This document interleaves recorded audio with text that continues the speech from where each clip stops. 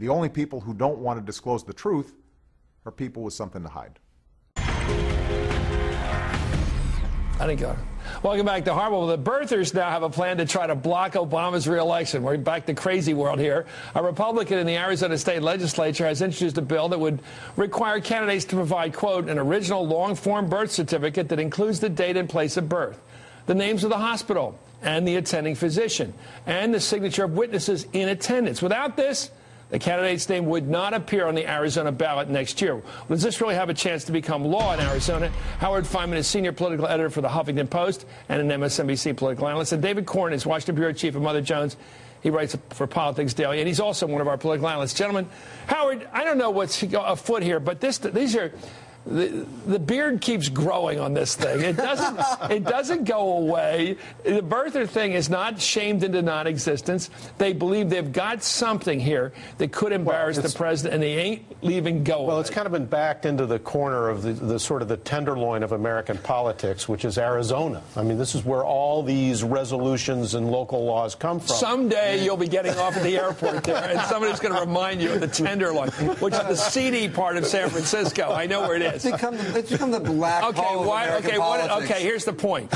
We were talking before we went on during the break that some of us have in our possession at home somewhere, I have one in the office here, an actual copy of one of these birth certificates as described here. It has a picture of Nazareth Hospital in Northeast Philly and Roosevelt Boulevard. It has the name of Dr. Aladdin, I believe we knew him. And it's got witnesses and my parents' names, all sort of old school, written out in handwriting with ink and everything on it. It looks like an old document. But if you, right? Like the letters of transit in Casablanca. Exactly. Now you have the new kind, which is this digital thing printed out. Right. The president has produced this new kind. It's been fine for him. Newfangled.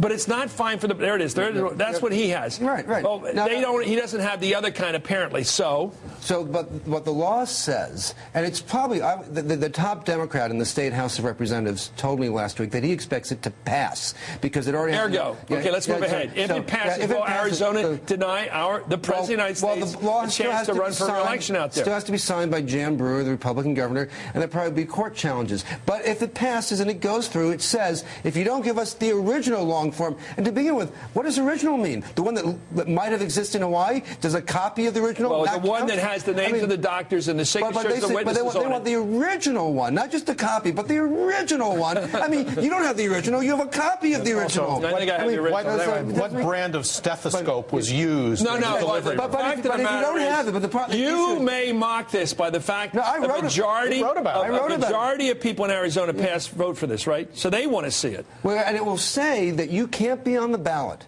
as a president. So what's going to happen? Now, in Arizona, if he's not on the ballot, it probably won't matter that much. Because he's not going to carry Arizona. Well, he didn't last time, probably won't next time, but it may be up for grabs. But there are other states that are following suit now because what this is doing is giving the birther movement finally something to hang on to because they've lost every court challenge up to now. Question. Yeah. If you put these guys, including the Congress people, there's like 9 or 10 that believe in this stuff, this malarkey, you might argue, if you put them under oath, if you waterboarded them, would they say that they believe this guy is a complete imposter? He faked the announcement of his birth back when he was born in 61 or whatever. He faked that. All this was some incredible Manchurian candidate number put together with the idea that after 45 years or so, this African-American guy of mixed background named Barack Obama is going to be elected president. Therefore, we'll have this guy to use. Are they saying that that was all a conspiracy? I think I know a few of them, and I think they probably don't think that necessarily. What do they think? What they think is it's part of an effort to continue to attempt to undermine the legitimacy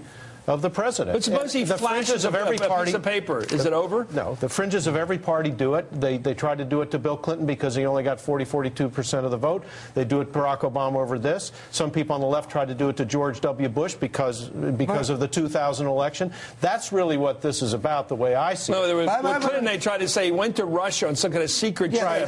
Right. Back when we were fighting the Russians. And he was brainwashed. I think there are people who actually do believe this, who believe that that Barack Obama is indeed some secret socialist Muslim who wants to take over America, ruin it so it can become a socialist country. I mean, none of it makes sense. But I think. Okay, let me tell you here. Let's go back to politics now.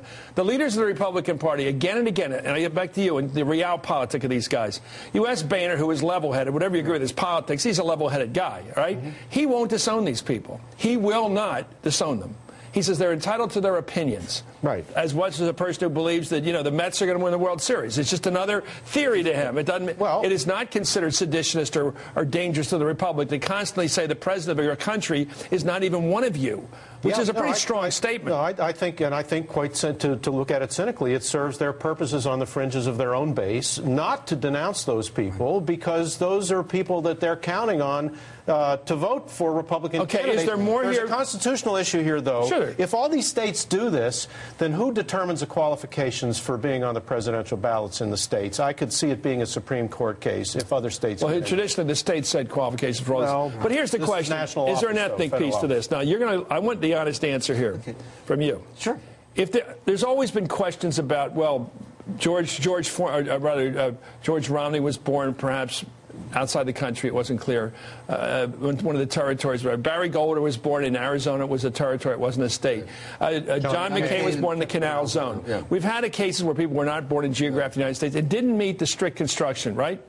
Would they be under this kind of assault if their name wasn't Barack Obama and he wasn't black? Is this an ethnic card they're playing or just a game they're playing with history? I think there's a movement on the right, not everybody who's opposed to Barack Obama, but to delegitimize him as the other. It can be because a foreigner. A foreigner. It could be not just happen to be born somewhere else, but is essentially a foreigner. But other people might just do it out of politics and ideology, but to make him different. He's not one of us. Okay, that's what I think, so. You agree with that?